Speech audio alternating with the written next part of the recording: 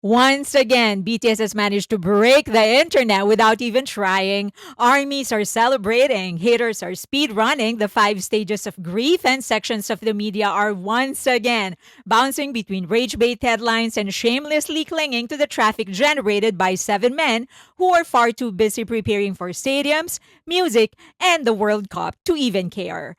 For the first time in World Cup history, FIFA is officially introducing a halftime show to the World Cup finals, bringing together three acts that each represent different eras and regions of global pop culture: BTS, Shakira, and Madonna. This is much bigger than just any halftime show announcement. It signals a major shift in how FIFA sees the future of sports, entertainment, and global audiences. And here are 10 important things that make this historic.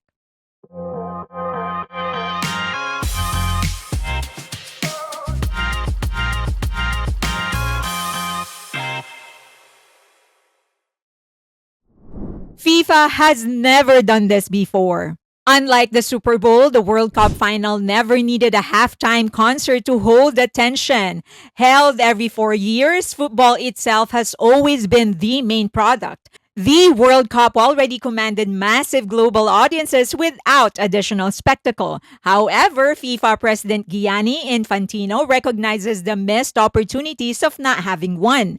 Wanting to attract new, younger fans, that means Gen Z and Gen Alphas, and of course, social media users, he looked at the model used by the Super Bowl and realized that FIFA is much bigger. They can create new sponsorship opportunities, extra broadcast value, and social buzz beyond the match itself. More importantly, the entertainment factor will provide their project with Global Citizen more funding. They are raising funds, aiming for about 100 million for the FIFA Global Citizen Education Fund. And when you have a massive branding project like this, you of course turn to one of the most valuable brand of all time, BTS. This could become the biggest music performance platform in the world. The Super Bowl halftime show became one of the most coveted performance slots in entertainment because it combines massive live audiences, viral social media circulation, streaming boosts, cultural prestige, but globally, the World Cup final audience is significantly larger. The 2022 FIFA World Cup final, that is Argentina versus France, it reached an estimated 1.5 billion viewers worldwide and around 5 billion people engaged with the tournament overall across platforms and broadcasts. The 2018 FIFA World Cup finals between France and Croatia reached an estimated 1.12 billion viewers.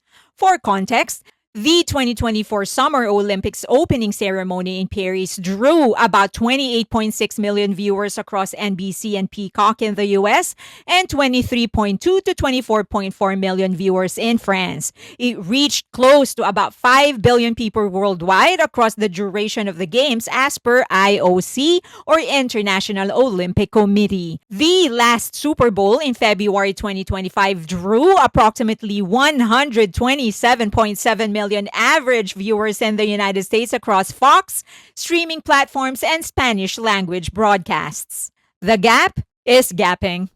BTS makes perfect sense for FIFA's global strategy. BTS is one of the few acts on Earth capable of mobilizing truly global audiences simultaneously across Asia, North America, Latin America, Europe, and the Middle East. Many Western acts don't exercise the same pull in other Asian countries and other parts of the world. But BTS is one of the few acts that has proven their global influence across all measures. They have topped all major charts across different regions, from Billboard in the US to the official chart in UK, the Oricon in Japan, to MENA in the Middle East, and others. They have also sold out all their shows they've made available with Arirang, and they still have an overwhelming demand for an extension. They have launched and grown brands from a local status to a globally demanded product, and even brands they have never formally endorsed but were seen on or being used by them benefit from their brand power. FIFA is clearly choosing artists capable of activating worldwide engagement engagement across different channels, across different measures. It's not just about domestic ratings. It's about actual results. And Jungkook already has FIFA history. Jungkook was already a part of FIFA's history in 2022 when he became the first Asian act ever to perform in FIFA World Cup opening ceremony. He joined Shakira in making history as the only artist to perform at more than one FIFA World Cup ceremony. He co-wrote the anthem Dreamers in 2022 and co-choreographed the routine, helped in creative direction, all in a matter of 2 days. He performed alongside Fahar Al-Kubaisi during the Qatar opening ceremony. Dreamers made history as the first World Cup song to debut at #1 on Billboard Digital Song Sales. It broke records as the fastest FIFA soundtrack to hit #1 on US iTunes. That's 2 hours and 11 minutes. And it topped iTunes in 102 countries in 13 hours. Jungkook was personally handpicked to perform alone, and that performance became one of the defining pop culture moments of the 2022 World Cup. It also informally kicked off the promotion of his solo career. And now he's bringing his 6 brothers with him. Shakira is basically World Cup royalty. At this point, Shakira and the World Cup are almost inseparable culturally. Songs like Waka Waka, This Time for Africa, and La La La La La, Brazil in 2014, became deeply tied to the World Cup identity itself. Waka Waka in particular transcended sports and became one of the defining global songs of the 2010s. Shakira brings familiarity and nostalgia to the lineup in a way very few artists can. The logistics for BTS are going to be insane. One of the wildest parts of this entire story is the timing. BTS is expected to perform concerts in Paris shortly before the World Cup, July 17 and 18 to be exact. If the concert ends at 10 p.m. in Paris on July 18, that would make it 4 p.m. in New York, July 19.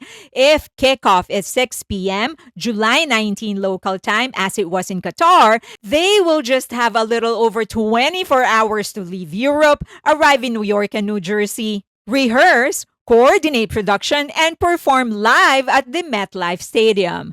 That almost certainly means private jet travel for them and their staff and extremely tight production coordination. And halftime performance are uniquely difficult because they happen inside live sports infrastructure. Stage setups, sound checks, camera blocking, and removal all have to happen within strict time limits. There's only a 15-minute halftime break, and that means BTS and the production crew will be rehearsing in Munich and Paris, most likely. It's closer to a military-level live broadcast operation than an actual concert. The commercial potential of the halftime show of FIFA World Cup is staggering. We have never seen anything like this before. For the most recent Super Bowl broadcast, a 30-second commercial spot generally cost around $7 million to $8 million. And remember, they have 127.7 million average viewers in the US across Fox, streaming platforms, and Spanish language broadcasts. The halftime commercial spots became so expensive because viewership spikes and also because the attention of everyone watching is very focused.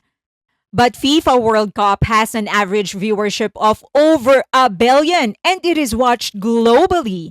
Add the BTS factor. They command a very different audience and they are expected to sell over 500 million tickets in their current tour. The combined viewership could effectively launch FIFA to a stature no other event, sporting or otherwise, has ever reached before. If you are a brand trying to go global, there is no better show for you. The commercial potential could break global records and will potentially become the most expensive and valuable commercial spot in the world. Global citizens' involvement changes the tone of the event. The halftime show is tied to initiatives involving global citizen and FIFA's education focused fundraising efforts. This suggests FIFA wants the halftime show to feel larger than a commercial entertainment alone. Global Citizen specializes in turning large scale entertainment events into advocacy and fundraising platforms through live stream campaigns, donation integration, interactive fan participation, and global awareness initiatives. It isn't far fetched for the organizers to add additional viewing and streaming options and support the event with extended ways people can engage and extended ways they can actually earn. This will increase the commercial value of the halftime show and prime it for future events. It looks like FIFA is shaping to become a worldwide sport, entertainment, and advocacy event. FIFA could adopt the BTS model. One reason BTS also makes sense for a project like FIFA's first ever World Cup final halftime show is that the group has spent years operating beyond the traditional idea of music promotion. BTS doesn't simply release albums and perform concerts anymore. They build layered experiences around their music, narratives, and fandom culture. Over the years, BTS and Big Hit have experimented with almost every kind of audience engagement model imaginable. Offline events connected to digital experiences, concert extended through live streaming ecosystems, gaming collaborations tied to fictional storylines, interactive fan events, physical and digital collectibles, and others. But what's important is that fans didn't just consume those experiences passively, they expanded them themselves. Armies translated content, created theories, built online communities, turned songs into social trends, and connected narratives across albums and videos. In other words, fans participate in the world BTS creates. One reason football fans historically resisted overt commercialization is because clubs and national teams are deeply rooted to local identity, family history, and regional pride. Often, fans tolerate sponsorships only when they don't feel exploitative or emotionally disconnected from the game. And this is another area where BTS model becomes interesting. BTS partnerships often work because fans feel incorporated in the experience rather than simply marketed to. And if FIFA successfully expands how football is experienced digitally and socially, the World Cup could evolve into something much larger than a tournament people simply watch every 4 years. They can develop it into year round engagement, which includes behind the scenes content, personality driven narratives, documentaries, live streams, and draft season spectacle. The FIFA World Cup could become an ongoing global participatory ecosystem. And you know what? We're probably witnessing the beginning of a new era for global sports. The reaction to the halftime show announcement has already been divided. Some football fans love the idea, and others argue FIFA is Americanizing football culture and turning the World Cup into entertainment spectacle. But regardless of opinions, this feels like a part of a much larger shift happening globally. Sports becoming media events, entertainment merging with athletics, live stream culture changing audience expectations, and global events becoming increasingly multi platform experiences. FIFA probably knows younger audiences consume culture differently now, and people don't just watch games anymore. They watch moments, clips, performances. They get to know athletes, artists, and even people behind the scenes. More importantly, they participate through social media while the event is happening. The halftime show fits perfectly into that environment. Okay, would love to hear your thoughts, so leave them in the comment section below. Just always remember, just be respectful. You can say anything you want, just be respectful. And if you can, please consider donating to the channel. The QR code is on your screen right now, and all the funds are going to our online magazine, asianentertainmentandculture.com. Please go to the website as well.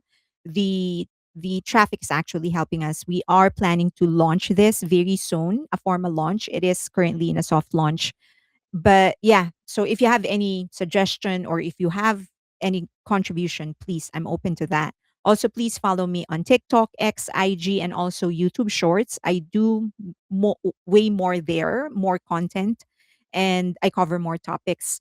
So, and also shorter. So, if you are impatient, that's the place for you to go. Also, if you are a member of my Patreon and or YouTube member, I do a live stream once a week, and that doesn't go public. I also provide exclusive content, and those don't go public as well. So consider following me there as well if you want. That's it. Thank you so much. Please like the video, subscribe, and hit that notification button. But the most important thing is for you to share the video because that's really going to help the channel. Thank you so much. Till next time.